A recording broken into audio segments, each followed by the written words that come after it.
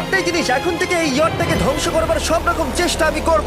আর তোমাকে এটা বাঁচাতে হবে যেমন 100টা ক্যানন বলের হাত থেকে, বিশাল বিস্ফোরণের হাত থেকে, এবং আরো অনেক কিছুর হাত থেকে। তুমি আমার সাথে মজা করছো নাকি? আর তোমার হাতে 24 ঘন্টা সময় আছে এই ইয়টটাকে বাঁচাতে, ডিফেন্স তৈরি করবার জন্য। তোমার সময় শুরু হয়ে গেল। Good luck. ঠিক আছে, যাচ্ছি।